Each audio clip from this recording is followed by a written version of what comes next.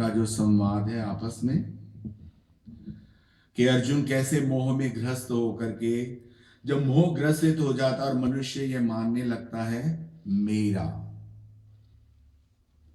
हम सभी हैं, जिसका कोई संबंधी वहां पर होगा काठमांडू में, अगर भगवान ना करे ऐसा कभी हो, कर्म गति से उसकी कोई क्षति हो, तो उसका हृदय कितना द्रवित होगा। किस लिए, किस लिए होगा? मेरा, मेरा था, मेरे अटैचमेंट। अब हमें नहीं, हम यहाँ खा पी रहे हैं, हमने एक क्षणिक औपचारिकता करी कि भगवान आप हमको शांति देना, लेकिन हमें दुख अपने अंदर हृदय में, आप बताइए हमें दुख है? अंदर से नहीं है, नहीं है, क्योंकि मैं नहीं जुड़ा हुआ वहां पर। जर्नल है, लेकिन मैं नहीं, मैं बहुत दुखी। अर्जुन को किसने दुखी करा? मैंने, मेरे गुरु, मेरे दादा, मेरा ये सब कुछ जो, तो मूल दुखों का कारण जो है वो मैं है, और उसमें हम भ्रमित होकर के सब कार्य करने लग जाते हैं। कि अगर मैं जज हूं, मेरे बेटे ने कत्ल कर दिया, तो मैं आंखें अपनी बंद कर लेता हूं, क्योंकि मेरा पुत्र खड़ा है ना, उसको मुझे सजा देनी है। अगर मेरा पुत्र नहीं होता तो मैं फटाफट लिख देता कि इसको मौत, सजाए मौत दी जाए, लेकिन अपने की बारी जब आता है तो मेरा हाथ भी कांपने लग जाता है। वही कंपकपी अर्जुन को होने लगी, और उसने कहा कि मैं युद्ध नहीं कर सकता। तो हमने अब इतना हमने सुना, तो बताइए जब हम इसको अध्याय की पूर्णाहुति करेंगे तो हमें क्या करना चाहिए? अटैचमेंट छोड़ना चाहिए। नहीं, वो तो है, पूर्ण कैसे करेंगे? श्री कृष्ण का अर्पण करके।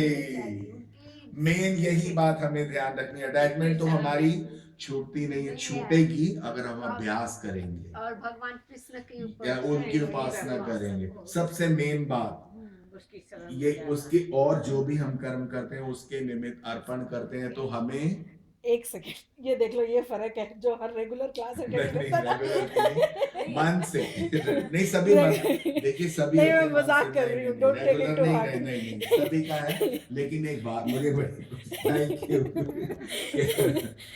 मेरे अर्पण कर, क्योंकि अगर हम मेरे अर्पण करते हैं तो दो बातें होती हैं, कर्तापन का, कर्तापन, मैंने करा, ये टेबल मैंने बनाई, देखो अगर अच्छी बनी तो, अगर इसकी टांग गिर गई तो मेरे को बड़ा दुख होगा कि ओ ये तो गिर, भाई साहब आपने अभी कल ही ली, देखो इसकी एक टांग टूट गई, वो मेरे को अच्छा नहीं लगेगा, क्योंकि जीव हमारी प्रवृत्ति है।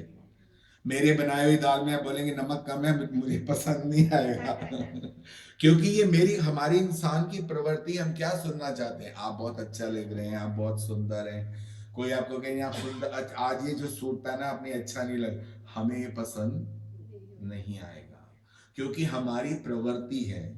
जैसे जल को, हम पानी को गिराते हैं, कितनी भी ऊंचाई से गिराइए ऊपर जाता है नहीं जा, नीचे की, तो हम भी क्या करते हैं? नीचे की ओर।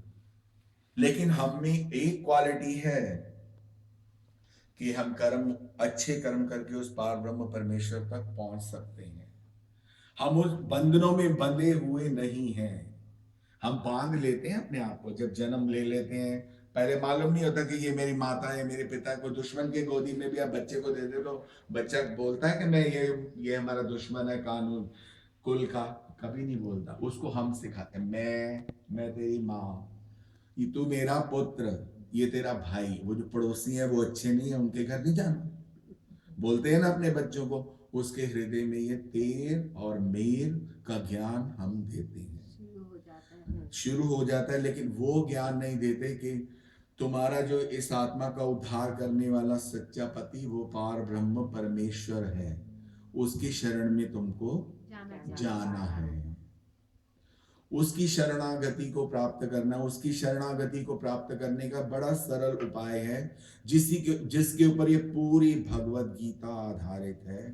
इतना बड़ा महाभारत हुआ, वो महाभारत खत्म नहीं हुआ क्या? खत्म हो गया? अब कहाँ हो रहा है फिर? अगर नहीं, अपने अंदर हम रोज लड़ते हैं ना द्वंद्व, और 24 घंटे इसने मुझे ऐसे कैसे कह दिया, इसने मुझे जो यूं क्यों कहा, मेरे बॉस ने मुझे ऐसे क्यों बोल दिया, मेरे मेरे को एक गलत रिमार्क्स कैसे दे दिए। 24 घंटे वो द्वंद्व, चलते दुर्योधन रहते और अनेकों अनेकों प्रकार के जो गलत विचार हैं वो आते रहते हैं। हैं।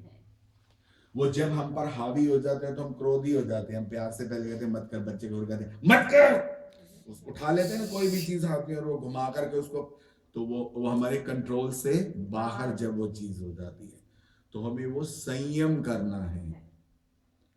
संयम करेंगे तो गर्मी और सर्दी को सहने की शक्ति प्राप्त करेंगे।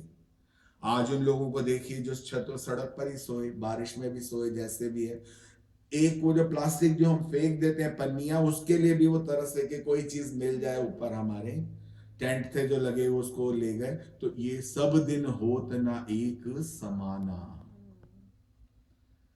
हमें वो ये भी शिक्षा देते हैं कि हम पर समय का उतार चढ़ाव जैसे हमारे शरीर पर आता है। जब हम यंग होते हैं तो एक ही हाथ से कितना मनोमन वजन उठा लेते हैं, थोड़ी और ढल जाती है अवस्था तो उसी बॉटल को पानी की उठाते हुए सीढ़ी पे रख रख के ले जाते हैं। वही शरीर होता है, वही तन होता है, लेकिन हमें वो भी वो ज्ञान नहीं देता। वो ज्ञान देता है हमें तन कि अब वो शक्ति नहीं रही, वो अब वो समय नहीं है। इसलिए ये अहंकार मत कर कि ये सब कुछ मेरा ही रहेगा। जब कोई बच्चे का जन्म होता है तो वो आपको सबसे बड़ा ज्ञान देता है, क्या होता है? खाली हाथ, कोई रिंग नहीं, कोई हीरा नहीं, कोई मोती नहीं, कोई ममता नहीं, कोई माया, रो रहा होता है सिर्फ। जो भी प्यार से पुचकार लेता है वो उसका बन जाता है। मतलब उसको एक सहारा मिलता है कि मुझे कुछ कोई गोद मिली है, कोई ऐसी शरण प्राप्त हुई है। तो ऐसे वो पार ब्रह्म परमेश्वर हमें हमेशा शरण देने के लिए हाथ खोले रहते हैं। कि हम कहते हैं भगवान अभी रुक जाओ, पहले मेरे बेटे की शादी हो जाए। संसार की कामनाएं सीढ़ियां लेते लेते अपनी अंतिम पड़ाव तक आ जाते हैं। अब हमारे पास फिर समय मांगते हैं, जब सामने यम होते हैं तो कहते हैं भगवान अब हमें समय दो। भगवान कहते हैं अब क्या समय दो, तुझे मैंने कितना जन्म से समय दिया। ज्ञान ये पुस्तकें नहीं, ज्ञान हमें संसार बहुत देता है, देता है बहुत संसार, अगर हम लेना चाहें तो देता है संसार। हमें मालूम होता है जब हमारा विवाह होता है कि और अपने पुत्र का होता है, कहते हैं अब वो समय नहीं। जब मैं भी ऐसे ही, जब मेरा विवाह हुआ था मैं भी ऐसे मदमस्त था, किसी की सुनता नहीं था। तो आज मेरा पुत्र है तो संयम कर और भगवान से प्रार्थना कर, क्योंकि मैंने उस समय उसको बताया नहीं। अगर अगर आप अच्छे हैं, अगर आपने अच्छी शिक्षा अपने बच्चों को दी है, उसका कर्म योग भी है। कर्म योग है तो देखिए इतने बड़े भक्त थे, उनके यहाँ कंस पैदा हुआ और हिरण्यकश्यप के यहाँ प्रहलाद हुए। पूर्व जन्म के कर्म लेकर आए थे। इसीलिए माता का परम कर्तव्य है, परम कर्तव्य है कि उसको संसार की शिक्षा दे, डॉक्टर बनाए, आर्किटेक्ट बनाए, सब कुछ, लेकिन सबसे पहला क्या? हरि भक्ति। कि बेटा भगवान की भक्ति का धन तेरे से कोई नहीं ले सकेगा। मैं रहूं या ना रहूं, लेकिन ये तुझे हमेशा प्रोटेक्ट करेगा ऐसी बाधाओं से। अब ऐसे लोग भी हैं जो इंडिया से गए, 500 लोग जो भी गए, लेकिन कहीं बच गए ना उनमें। देखिए वहां जाकर के भी परमेश्वर भगवान को किसी से वैर नहीं है कि उनके ऊपर, उन्हीं पर क्यों आए। इसी को बोलते हैं किस्मत। इसी को हम किस्मत बोलते हैं कि कई लोग देखिए फॉरेन से गए, इतने सारे लोग गए हुए, वो वहां फंसे हुए, अभी पता नहीं मलबे के नीचे कितने लोग होंगे कि तो किस्मत ले जाते। तो इसीलिए हमें हर पग पर उसकी सहायता की जरूरत है। हर कदम पर हमें अर्जुन की तरह जब हम सौंप देते हैं अपने आप को, अभी उसने सौंपा नहीं, हम भी नहीं सौंपते हैं क्योंकि हमें विश्वास नहीं होता।